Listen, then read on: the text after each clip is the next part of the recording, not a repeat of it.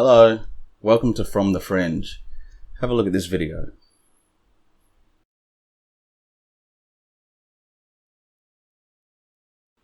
It's bizarre, isn't it? Kind of reminds me of a scene from Bedknobs and Broomsticks where the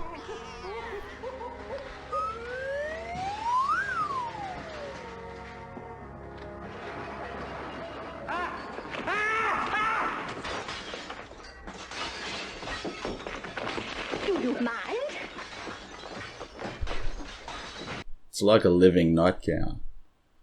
And the way it moves is weird too.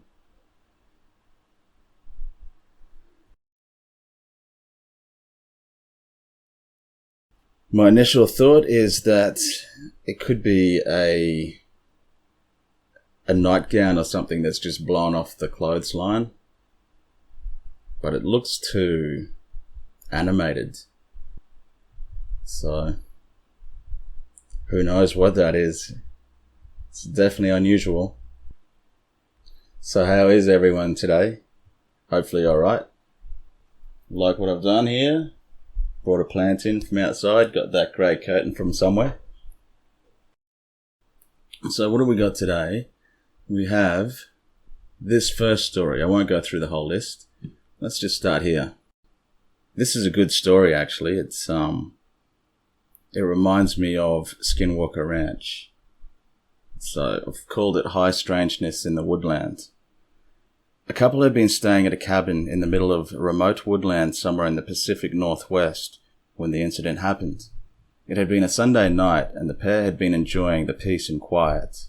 Quote, "At some point I looked up from my book, slightly unnerved. It was overwhelmingly quiet, almost stifling," said the woman. "No leaves rustling in the wind, no bugs buzzing, no frogs chirping, and I felt uneasy. After a few minutes, I began to hear something in the distance. It was back in the woods, fairly far away. I honestly have no idea what it was. It was this rasping, growling noise, which began to repeat at fairly regular intervals. It was always the same pitch. My boyfriend looked up, so he heard it too. So I knew I wasn't losing my mind." Experiencing a sense of fear and foreboding, the couple had decided to get up and retire indoors when something even more unexpected happened. Quote, "Directly in front of us, over the lake, what I can only describe as a bar of light lit up so brightly, we stopped dead. This vertical bar of light hovered for a moment, suspended out over the lake, and then it disappeared, leaving the image burned onto our retinas. A moment later, I realized the suffocating feeling was gone. The silence had eased, and the night in the woods just felt normal again. The growling, rasping animal sound in the distance had stopped too, and it did not return." Close quote. So this one was really interesting to me because it immediately reminded me of Skinwalker Ranch. There's this moment that was witnessed at Skinwalker Ranch where through a gun scope, this guy, the owner of the ranch, saw like a door open, and he described it as a rectangle in the sky. And from that rectangle, a craft came out, and he said that he could see, within that rectangle, he could see another sky, like an alternative universe sort of thing. And yeah, it just reminded me so much of that, because at Skinwalker Ranch, there's all these bizarre animals as well. So to me, it's pretty much the same phenomenon. Bigfoot in the Rockies. A man from Northumberland, England, had been invited to Aspen, Colorado by a friend to do some snowboarding back in 2007. He had been out in a remote part of the region at nightfall on his own, waiting for his friend, when he spotted someone or something up ahead of him. Quote, "At first I thought it was a bear. It was big, and it was moving quickly. Whatever I was seeing moved with a slope of a walk. I soon realized it wasn't a bear. I thought it looked like a big man wearing a large overcoat with the collar turned up. The individual suddenly took a 45-degree turn to the right and walked into the snowfield towards the trees. It didn't slow down, despite walking through 3 feet of snow, something which would have almost stopped me dead in my tracks. At the time I didn't hear or smell anything. This thing was big, but it would be hard to gauge its exact dimensions because of the distance between us. Terrified, the man made the decision to flee the scene and took off on a snowboard down the slope as fast as he could go, not stopping until he had reached safety. So there's something about this story that kind of rings true to me, because it's not too, is bombastic the right word? It's not too overly dramatic, it's not too exaggerated.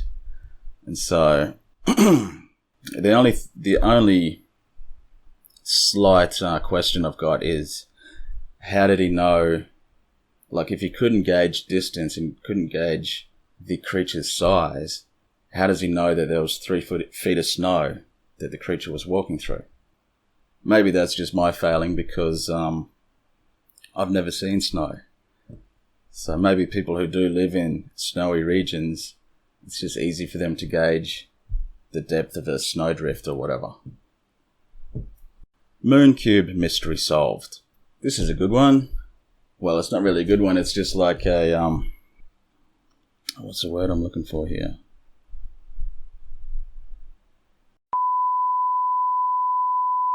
China's U-22 rover has solved the mystery of the mysterious mystery cube. If you'll remember, back in December, China's rover had photographed an odd-looking anomaly on the dark side of the moon.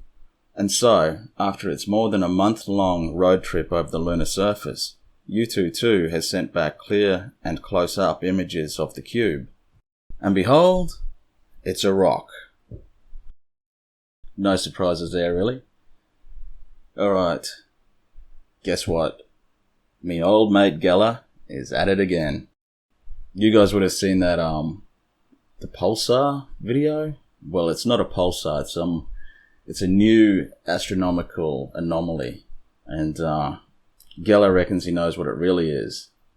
Scientists this week had revealed the discovery of a mysterious object situated 4,000 light years out in space that was producing a set of anomalous signals which stopped after just 3 months. They eventually concluded that this was a new class of neutron star known as an ultra-long period magnetar. However, Israeli spoonbender Uri Geller isn't convinced by this explanation.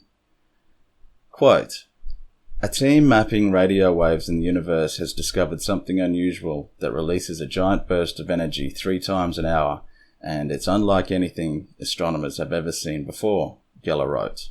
"No doubt in my mind that this is connected to alien intelligence way, way superior than ours. Than his, I reckon. Start deciphering their messages," he says. "They are preparing us for a mass landing soon."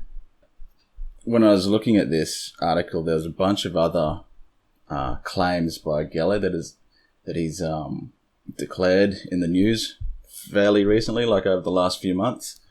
One of them is that Uri Geller knows where the Ark of the Covenant is located. Quote, "I know where the Ark of the Covenant is. I will find it, mark my words.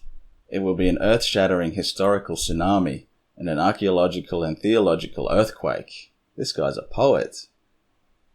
He continues, "Dousing ancient soap factory I located under my museum gave me the inspiration." That sentence is very hard to understand.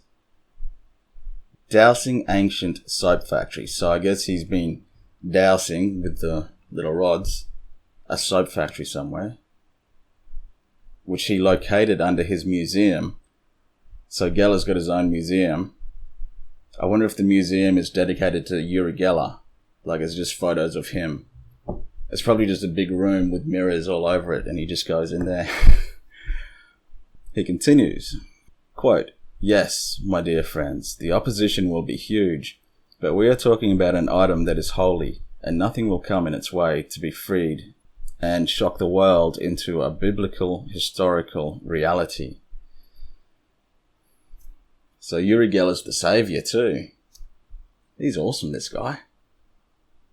And also, remember that giant cargo ship that was stuck in the Suez Canal? Guess who freed that? Mr. Geller. So let's get into some more serious news. This happened in Wales, and it happened about a month ago. A grey squirrel has gone on a 48-hour rampage in northern Wales, attacking and injuring almost 20 people across the small town of Buckley in Flintshire. It's just sort of... it reminds me of a Monty Python skit.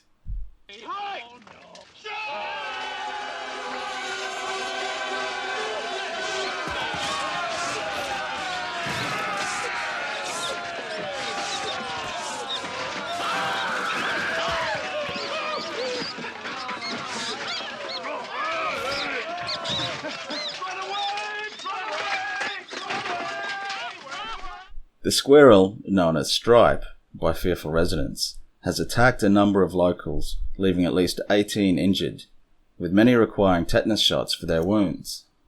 People have been left with cuts to their hands and heads, as well as bites on various parts of their bodies. According to local media, the squirrel began attacking residents in their gardens with frightening speed, leaving many too afraid to leave their homes. A number even said that they had been chased down the street by the aggressive creature. The squirrel was finally caught on Monday, December 27, in a humane trap laid out by local Corinne Reynolds. Miss Reynolds said that she had been feeding the animal, with it making regular trips to her garden in search of food and shelter, although even she was also bitten on the hand after attempting to befriend the animal. Quote, "He's not a friendly-natured squirrel, I'm afraid. He's a rogue, and one that I'm starting to wonder if he has got something going on inside his head, like a tumour. Sounds reasonable." The RSPCA has since confirmed that the squirrel has been humanely euthanized. So, like in Africa, you've got lions and hippos. They're actually very dangerous. Crocodiles. Australia, we've got all the poisonous stuff. A few crocodiles and sharks. The US, they've got mountain lions and bears and other stuff. High crime. Sorry. And in Britain, they've got squirrels. Alien visitor runs nude through the forest. Let's have a look at this one then, eh? Donald Bromley had set up his trail camera in the town of Deer Lodge in Montana. Recently, he was surprised to discover that one of the photographs contained a bulbous-headed humanoid figure. Quote, "The more I looked at it, it was just odd. It was out of place, and everything just matches the alien persona with a bigger bulbous head. You can tell he has no clothes. It's kind of a transparent being." So what do you think of that one? Kind of just looks like a regular person to me. And it's hard to say if he's actually naked because it looks like there's a sleeve ending there. It reminds me a little bit of this photo, except this photo looks more alien because of the extremely skinny arms and long arms. But this photo turned out to be a naked woman walking across a bridge in India. And so it makes me think that whatever photographic anomaly that caused that look is the same sort of anomaly, for lack of a better word, that caused this look. And I think it's just a normal person that's been anomalized by the anomaly. I think that's it. Alright, so I'll see you guys next time. Have a good weekend. See ya.